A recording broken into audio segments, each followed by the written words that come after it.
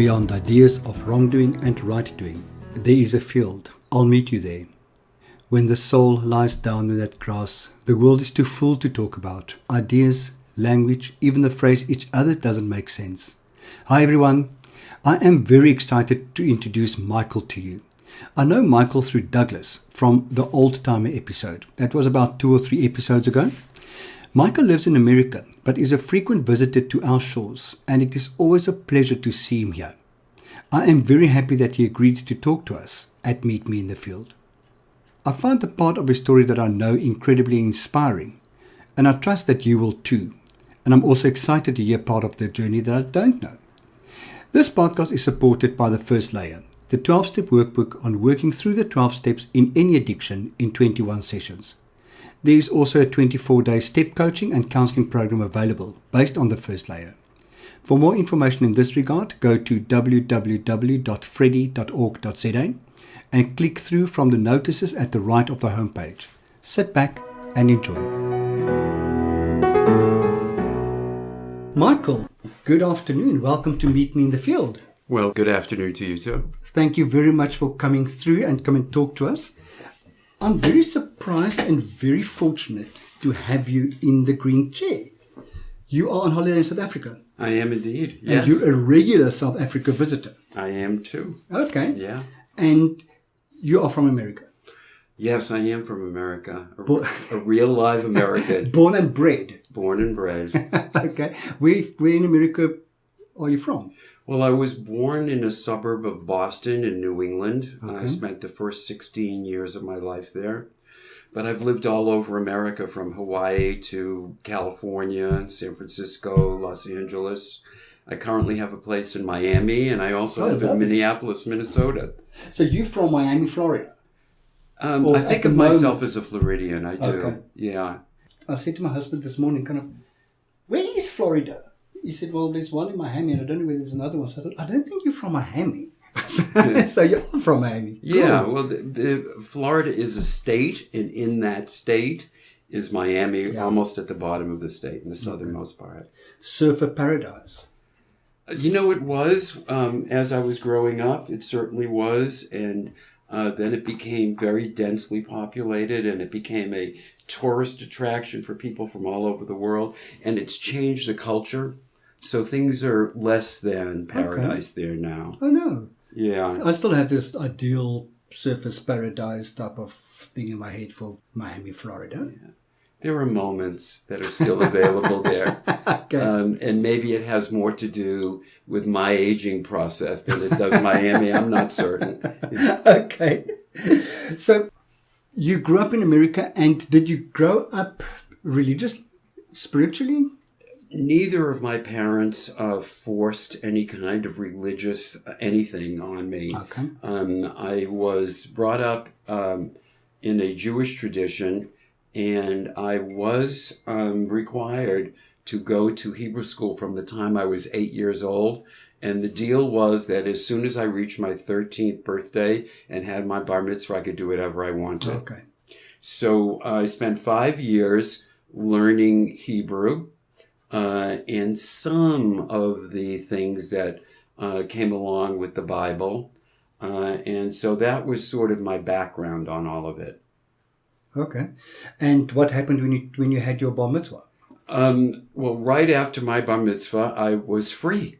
So yes, that's what what happened directly after right. that? So there was no going to Hebrew school. I wasn't really interested in any of that. Okay. And I don't think I've been, I went back to a temple probably for 25 or 30 years. Okay. Yeah. So what you learned there didn't really resonate with you? Well, I can remember there was one moment that was the turning point for me. And I raised my hand. I couldn't have been more than 10 or 11 years old. And I asked the Hebrew school teacher, how do you know there is a God? And wrong question. because it was all, to me, it was all some kind of mythology. I was thinking privately in my own head, you know, this is all one more fairy tale. Yeah. And I said, so how do you know that? And he said, well, you know when a leaf moves around on a branch? And I said, yes. And then he said, well, do you understand that it's wind that's doing that?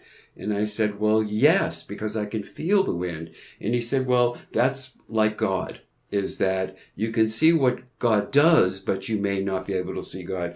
And immediately turned me off completely from I thought doesn't make sense. It made no sense to this 9-year-old. It still doesn't, quite frankly. So, yeah. That's interesting because it was wind that introduced me to my higher power. Wind became a higher power. Wow. So for some people it resonates and others not. Yeah, for sure. So what do you believe in today? I have sort of a broad understanding of what's going on. And I would say a good half of it is that I really don't understand. But from my current place in time and space, when I think of personal spirituality, it has to do with a reconnection with my own personal belief and value system. Okay. And part of this was initiated in the early years of my recovery from alcohol and drug addiction, was that I had a sponsor who once said to me that you would always know you were acting in God's will when your responses were all in harmony with the world. And that stayed with me. That was a very important platform that I jumped off of from that point on. And when I speak about and think about my own personal spirituality, which has very little to do with my traditional religious upbringing, I conceptualize that still. Now, I'm very interested in things like astrobiology, and these are sort of nerdy kind of things that I've gotten into in my older age. And I have always, since I was a child, wanted to know what was the nothing before the something that we caused. So I was asking those questions at a very young age. And now I'm getting some of those questions answered in my older adult life. And it's still very difficult for me to take it beyond the pragmatic kind of explanations that I hear about the universe. Okay. Since I believe that I am, and this is part of my spirituality, I believe that I'm actually a conscious part of the universe, yes, that I exist within a much larger world or universe, and that I'm a tiny little piece of the universe's consciousness to be giving the universe feedback to my continuous opening an understanding of what's going on to help the universe know what is going on. So that somewhere in there is where I sort of retreat to when I think about that. Okay. I don't know why, but something that came up for me now was black matter. Okay. Have you gone there yet? The debate on whether black matter... Oh, absolutely. I could go on with the science part of that forever, because there's no doubt now that all of that exists. I found that so fascinating. The thing that I found fascinating about black matter is who thought at some stage that it's something? I just assumed always. Well, I never thought about it, but for me it was just nothing. And then one day I heard that there's now a debate that it's something. Who thought about this? And thank God for the world, for people to actually think about that stuff. Because I don't. It just never comes up for me at all. And when I hear you say that, it reminds me about how much, they say that this dark energy and dark matter combined occupy about 78% of everything around us. I don't know it's there. I've been told it's there, but I don't know it's there. I can't see it. I can't feel it. I can't relate to it in any given way. So that's where I can sort of opt out of trying to understand that piece of it until I get that, and instead capitalize on what is available to me in the here and now.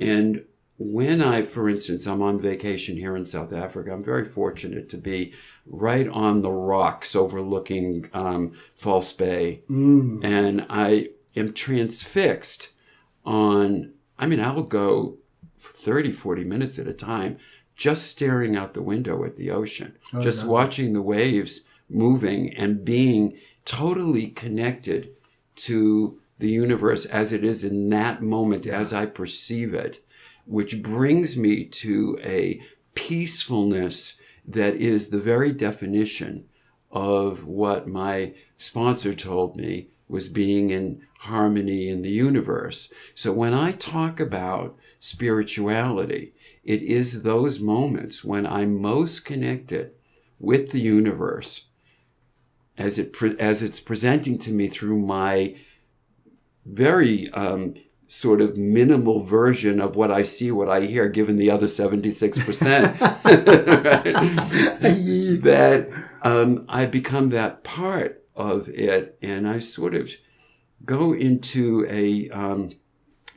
I cross that bridge between being in my head and being completely connected with something outside of myself. And when we talk about a power greater than ourselves, I can say that when I'm connected to that moment and here, which is one of the reasons I come here, is because it happens here so regularly while I'm here, that is really the focus of my understanding, and sort of the earth and the fire of what really. And it not only is something that I enjoy and love when it's happening, but I see that I make plans in my life to be connected to it as often as I possibly can. Gladly, yeah. Even more so than with people. Okay. Yeah. Are you now retired? Semi. Yeah. Because you turned academic in your later phase of your life. Yeah, sure. No, somewhere in let's see, I think it was about 1998. I was practicing as a master's level psychologist, and I got I picked up something on a nurse's desk, and it was a call for a faculty at the Hazelden Foundation. And anyway, to make a long story short, I followed through on it and started there in my academic career as an associate professor, because I had done some teaching at the university before, and I fell in love with being there and the whole life of an academic, and I'm super involved in things like helping to create the graduate school curriculum, and then doing lots of research on what works and what doesn't work with students and how they learn and that kind of thing. And eventually became a full professor and then dean of the school. It all happened very quickly for me. Nothing ever happened slowly in my life. So that all happened. You want to be impatient? Yeah. There you go. Boom. You want to say impatience is a problem for you? Let's test this for you. So I have an academic background, and I rely on it as a way of understanding the world around me. It's a reference for me. Has been a reference for me, science, that is, because that's what my academic program is all about, to understand what's going on around me and what's happening around me. So one of the things that happened while I was doing that, that I was feeling like I was missing something, even though I was doing all of that, and I was pretty much successful in what I was doing, was that I missed the interaction with patients. Okay. It was my first love, because there is also a higher power present when I'm working as a psychologist, when I connect with another human being in such a way that I can influence them to find a way to deal with their pain differently. Yeah. And it's a wonderful moment in my, those are the, when I go back to my first sponsor, that is sort of harmony times 3 when, when that happens. And I know that it is a very special moment in time and place. So and when I say I'm almost retired or semi-retired, it's because there's a part of me that doesn't let go of that, even though if I only do it 2 months out of the year now, which is about what it's coming down to. Yeah. So did I understand correctly that you went back to, or you still see private clients? Yes, I actually have gone from the sort of upmarket client with an adjustment issue to people who have organic brain disorders and those that have concurrent dependency issues. And because what I find is that from the perception of psychotherapy, that these are the least handled people with patience and understanding and compassion, and they're the most needy of all to make another connection with another human being, and then once made, to begin to access ways and means of experiencing life differently. And I found that out late in my career. And as soon as I did, it became my niche in the hospital program that I work in. So that's basically that. And of course, working with older clients, which we call geriatric clients in my world, because it helps me so much to accept my own. You're actually busy doing your personal research. Why not? Here I am. I killed 2 birds with 1 stone. Fabulous. At what stage in your life did you realize that this is the path you want to follow? When I was a kid, I was the one who people would come to talk about their problems to. I knew that right away. I mean, I didn't understand that might have been a special gift. I had no idea what it was. All I knew is that's what was going on.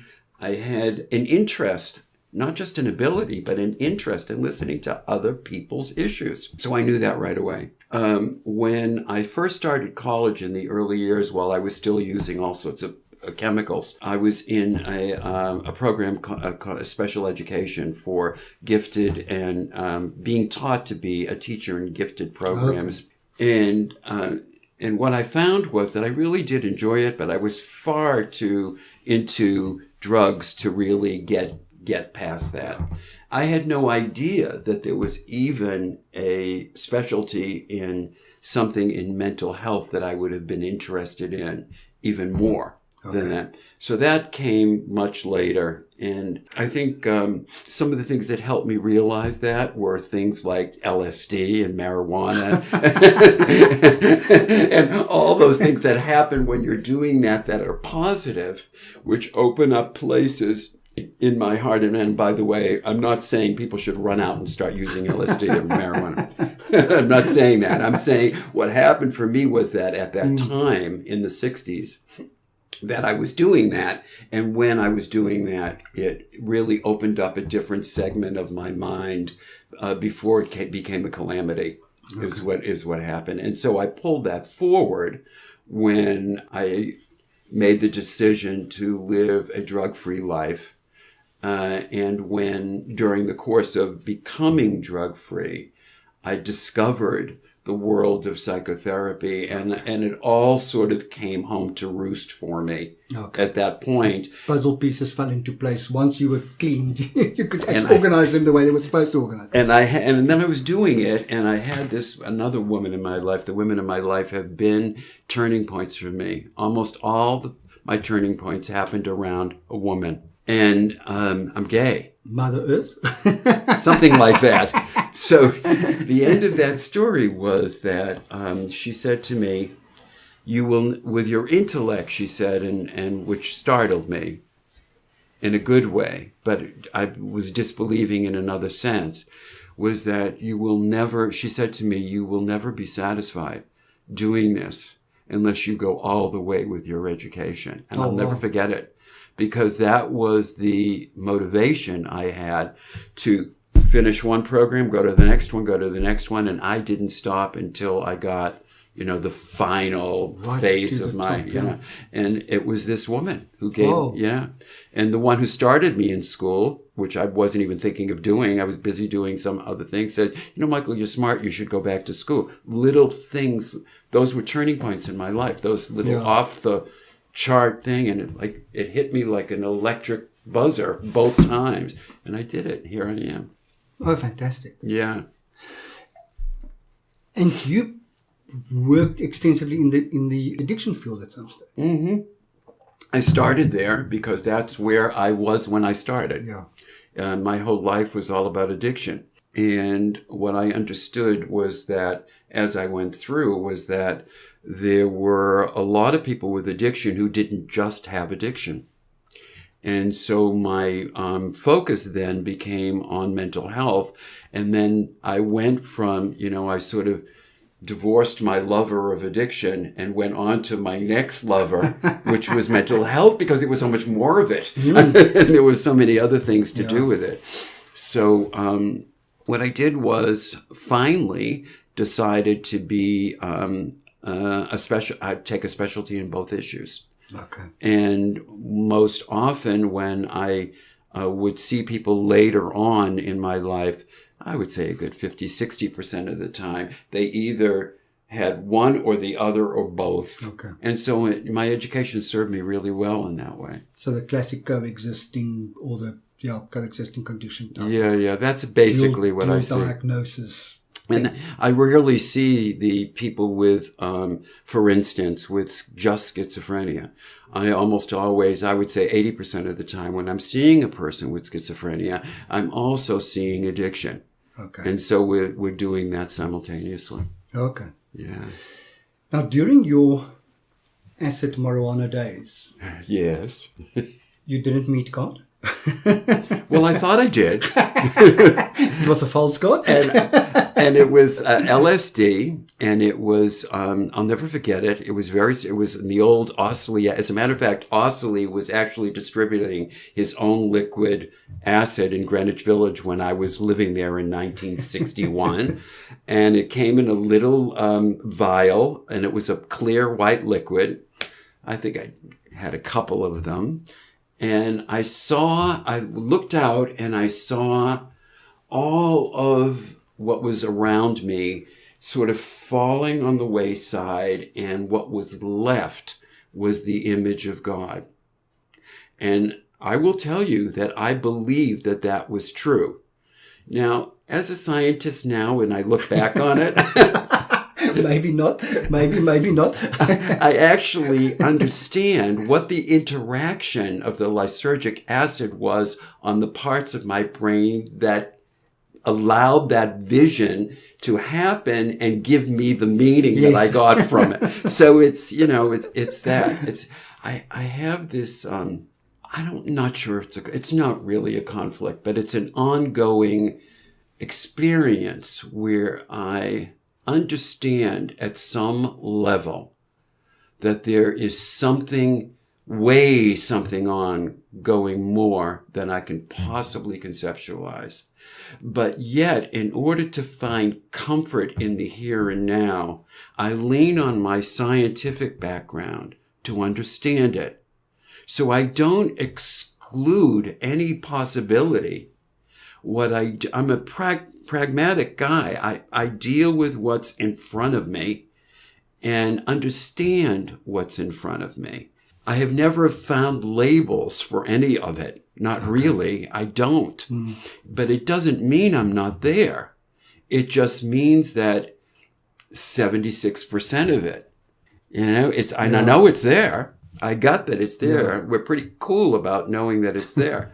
But from a scientific point of view, I can measure the 76, so I know it's there. Yeah. That's easy.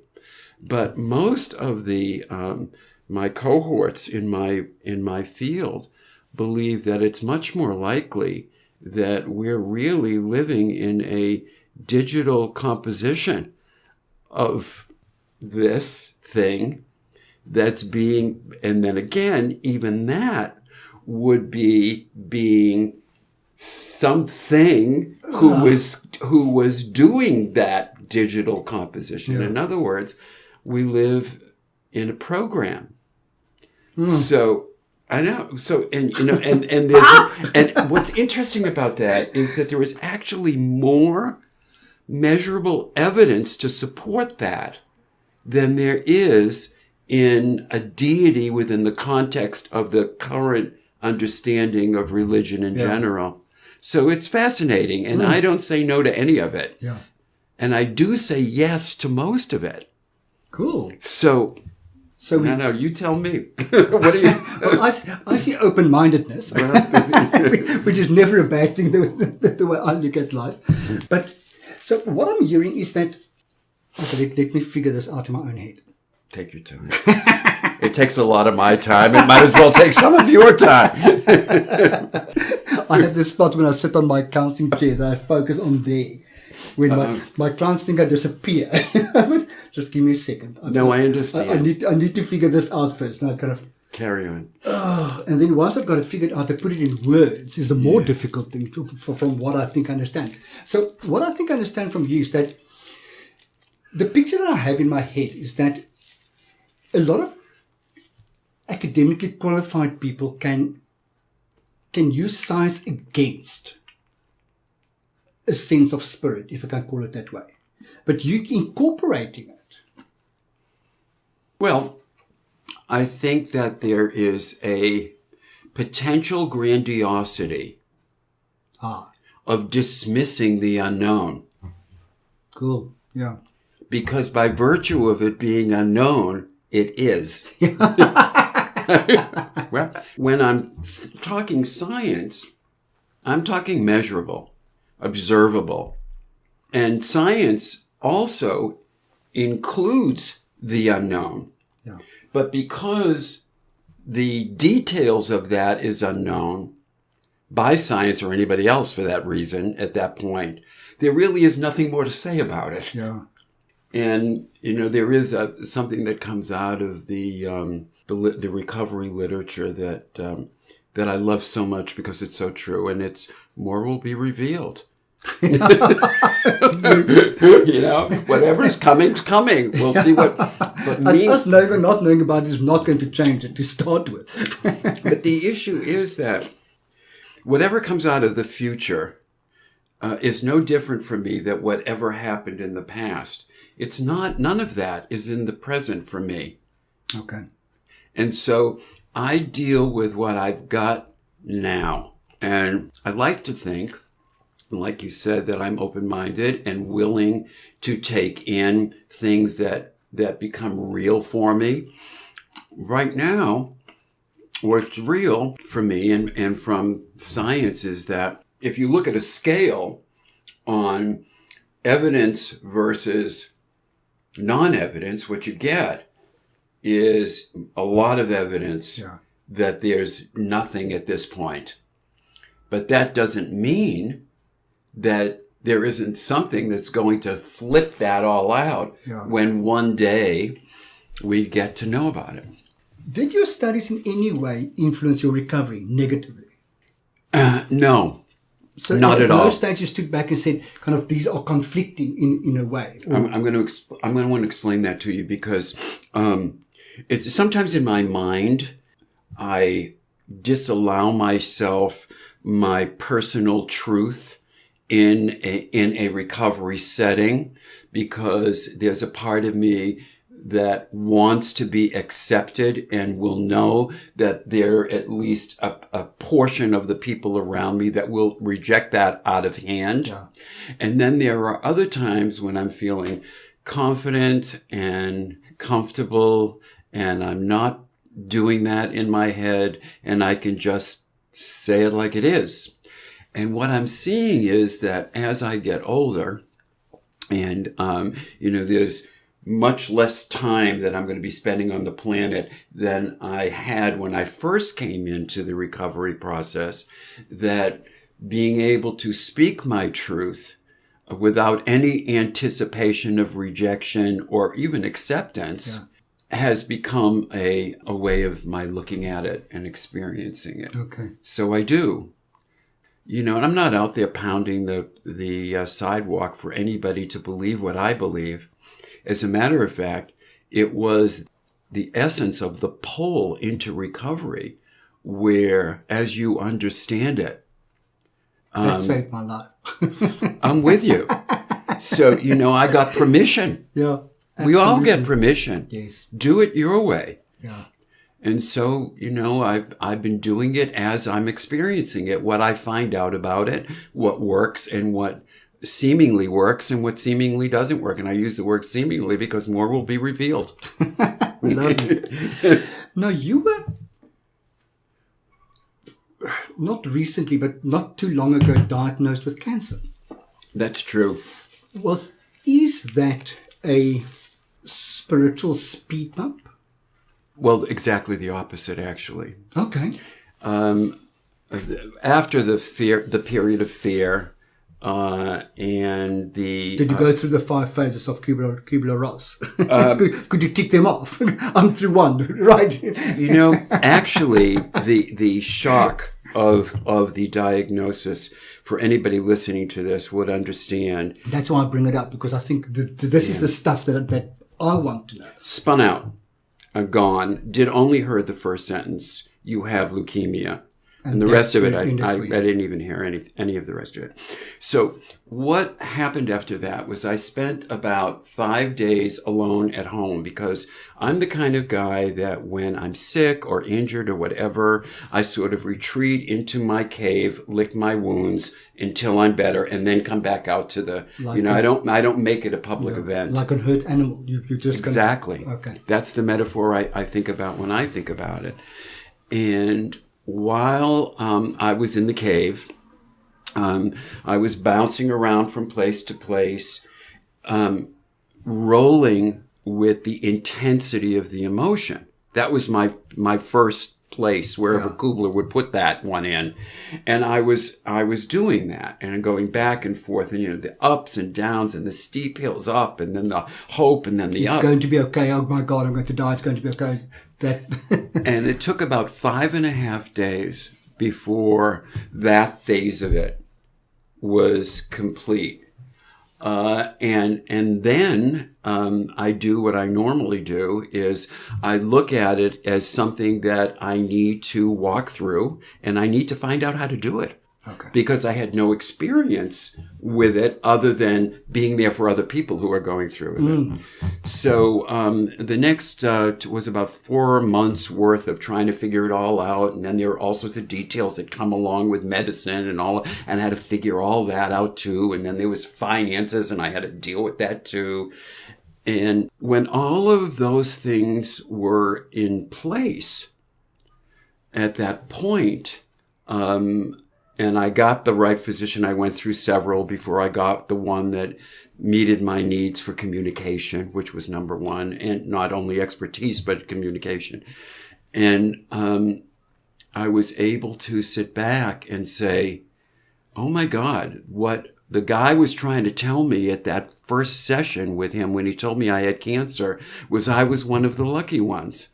If the chemo that they usually give you works for me, I'm likely to die of something else. Okay. So, but it took me a long time before I was even ready to hear it, because of the intensity of the response I had to the big C. I mean, we've all heard that our entire lives. Cancer, Absolutely. Oh my God, the worst thing that's in my... Even I've got a pain, I've got cancer. It doesn't matter where the pain is. Right. My head is always telling me I've got cancer.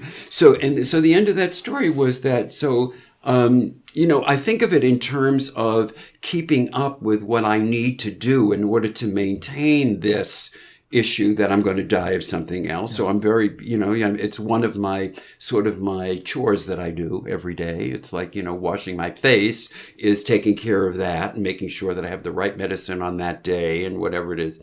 And where I am right now, and the question was, how has my spirituality been influenced by this?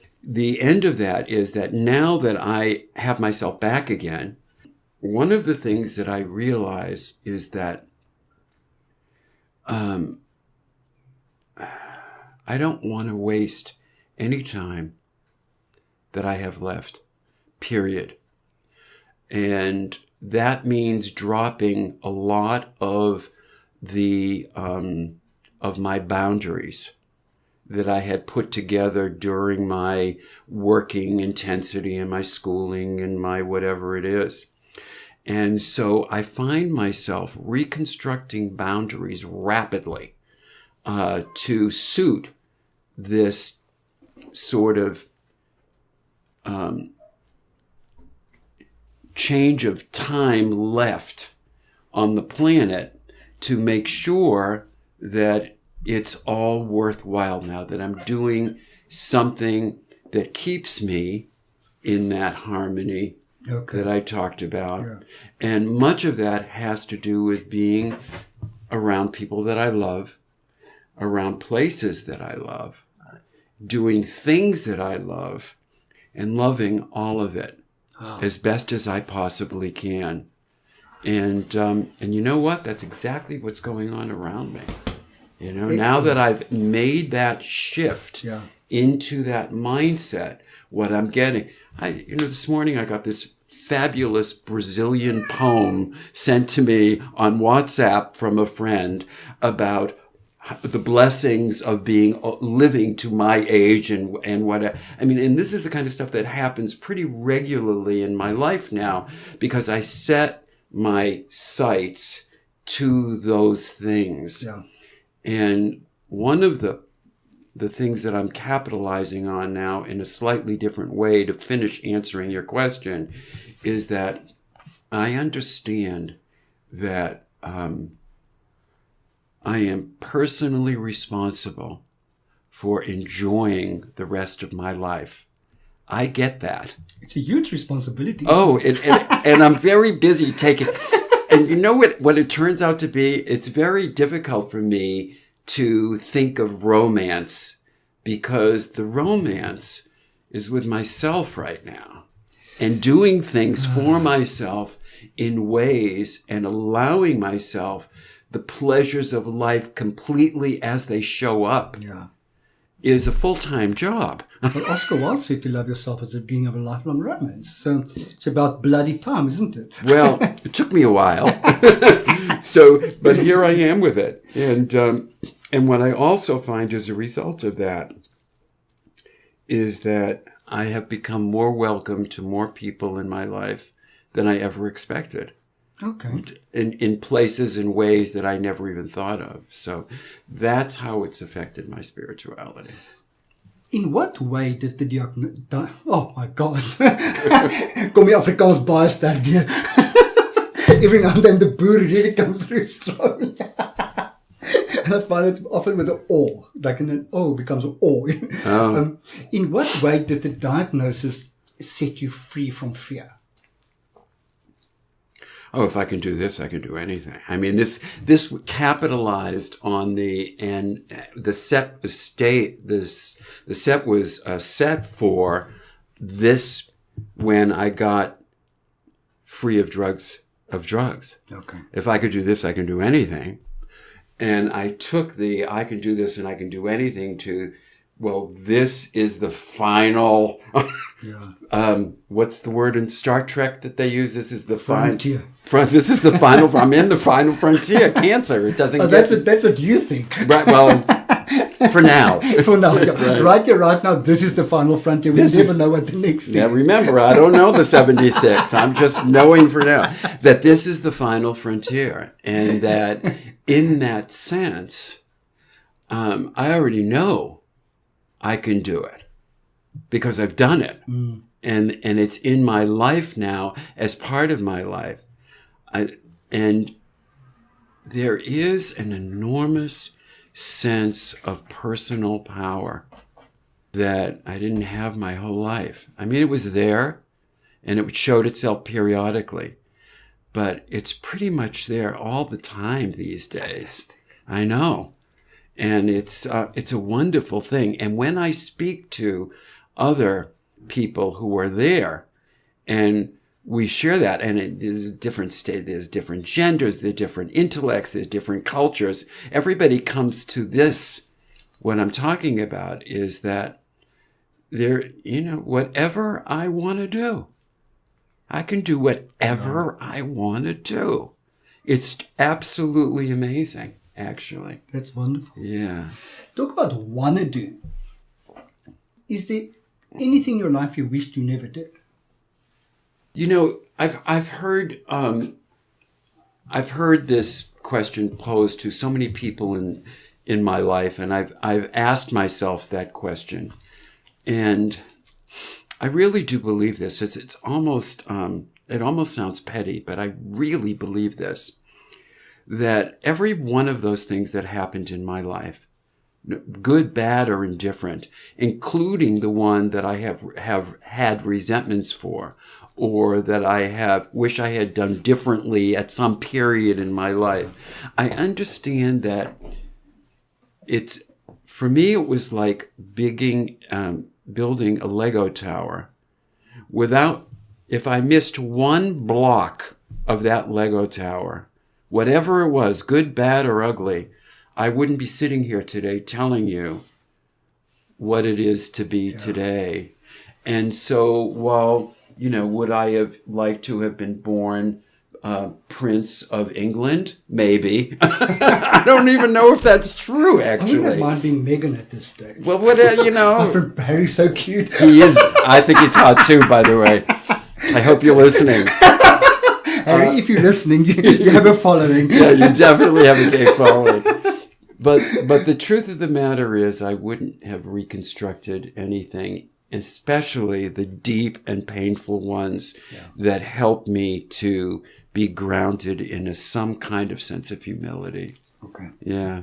So you definitely believe that your experiences contributed to who you are today, and you are happy with who you are today. So thank you for those experiences. Yeah. I mean, there's really not anything less that I would have, or more that I would have done. Yeah. The way it happened is exactly the way it needed to happen. I had such a lovely conversation with my mother the other night about my journey. And, we Afrikaans, we don't talk about stuff. Douglas is sitting in the room and he's rolling his eyes. He knows. Well, I said to her, you tend to make my addiction a really negative thing.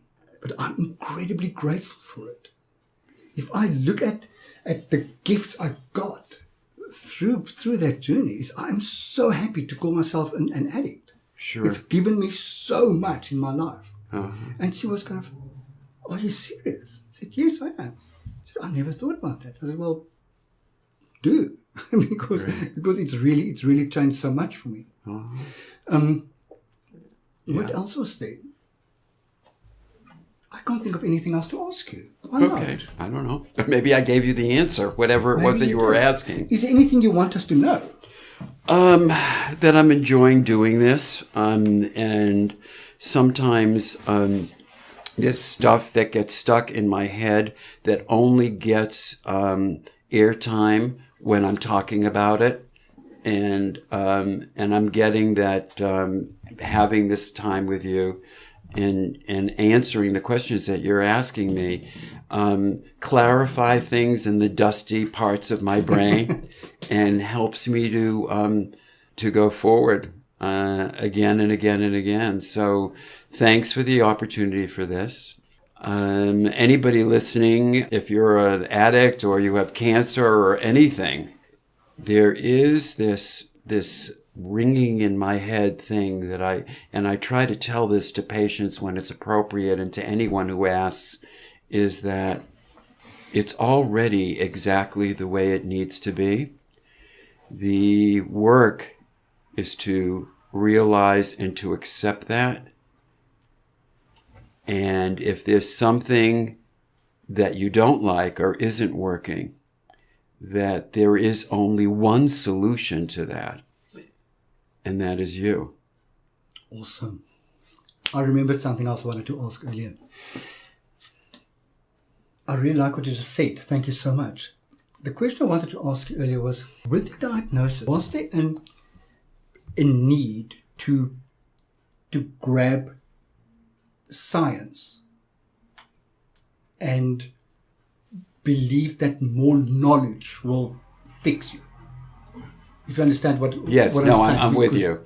No, I understood that whatever was available for me from science was something that I had to learn in order to be competent to be the captain of my wellness. So I ran out essentially looking for all of the answers that took at least a half a year to get. Okay. And then little things come a little bit more. But it was the motivation to do that didn't come from science. Okay. It came from another place.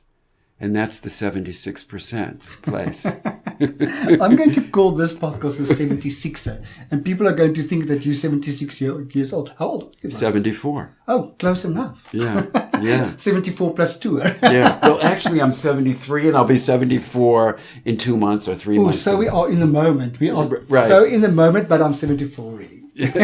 I'm thinking 74 because I'll be that way soon. Michael, thank you so much. This was awesome. I'm so glad that I got you to do this. I'm so happy I'm so that you grateful. did. Thank you. Really. Thank you so much. Have a wonderful rest of your day. Thank you.